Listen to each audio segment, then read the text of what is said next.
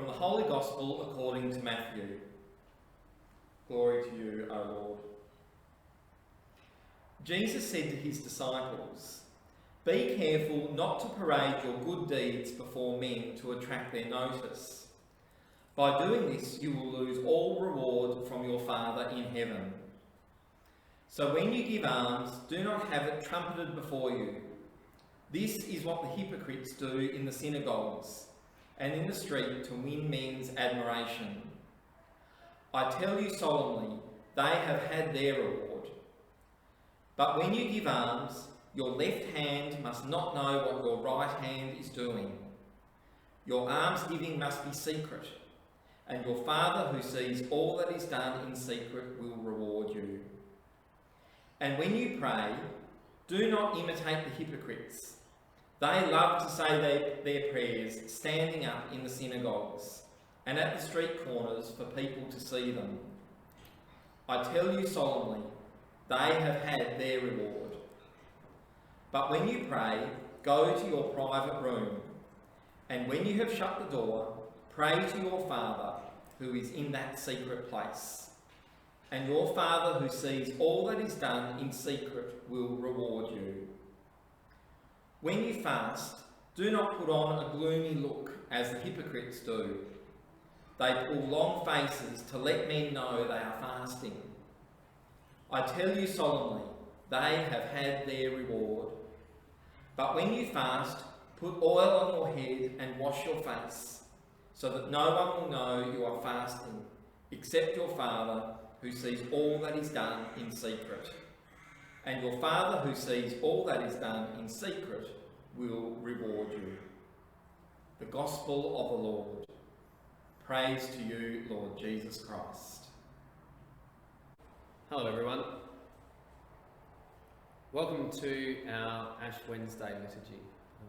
I'm going to share with you just a little reflection coming off the back of the Gospel there. In a moment, after my reflection though, we're all going to have the opportunity to receive some ashes on our forehead. Now, these ashes are harkening back to a practice that has been in the church for a long time, and it actually goes back to the beginning of the story of the Bible. The first story is God creating the world, and in the process of creating the world, God creates people. Creates people out of the same stuff as the rest of the world. In fact, Adam and Eve, Adam means soil. And so these people are made of the same things as the world.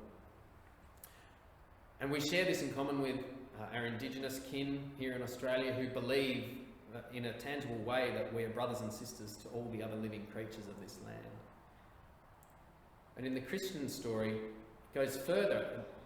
These people who are created are animated by the life of God, so the breath of God. So we're made of the same stuff as the earth and the stars. These minerals, these elements, this water. But we're animated by this life and the breath of God. That's one way of looking at what it is to be human.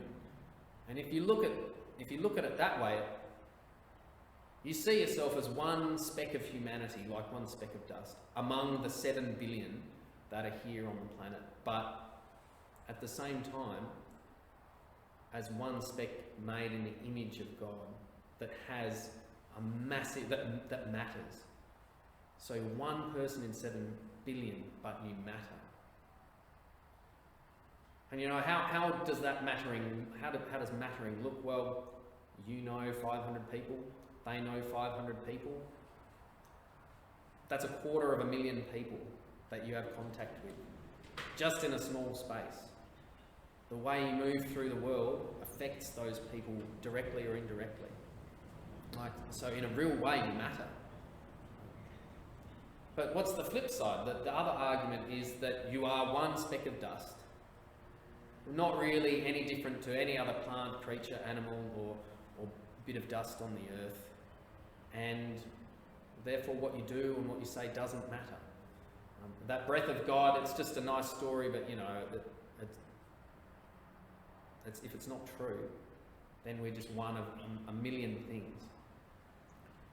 And I mean, that kind of works because it means you can go through life saying, oh, what I do doesn't really matter.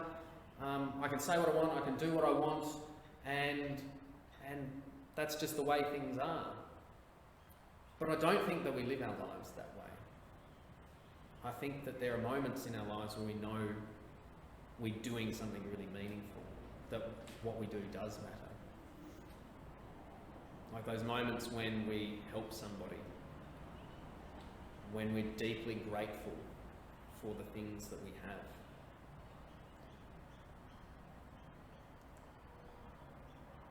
When we see that we have something to offer the world.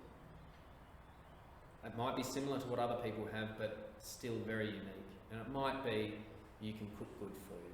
It might be you can make people feel welcome. It might be that you can organise people to do something well, but there's something that you've got to give. Now, if you're a speck of dust, that doesn't matter. But if you're a speck of dust that's animated by the life of God, well, you've got something. And the way God works with gifts and with money, his philosophy is you receive by giving. He models this in the person by coming as the person Jesus. The story is that Jesus comes and he gives his life.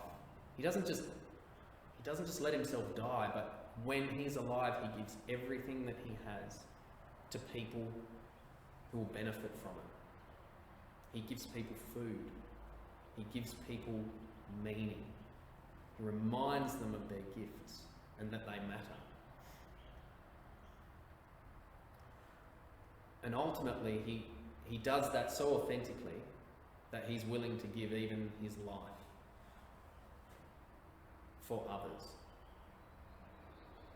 So Jesus shows us a way of living that reminds us that we matter and asks us to follow him. He says, to those who will follow me, they must pick up their cross and carry it daily.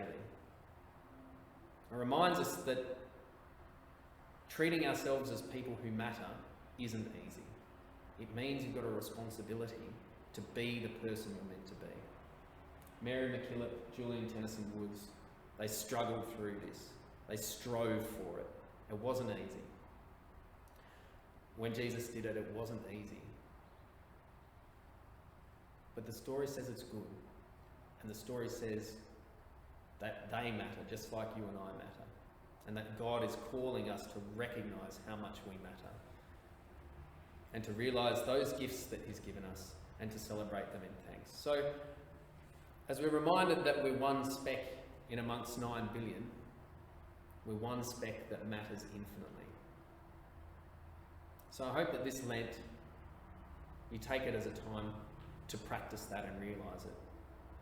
Give something to somebody.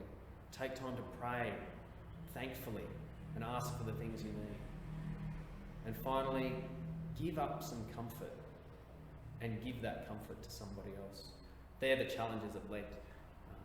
Good luck if you choose to take it up.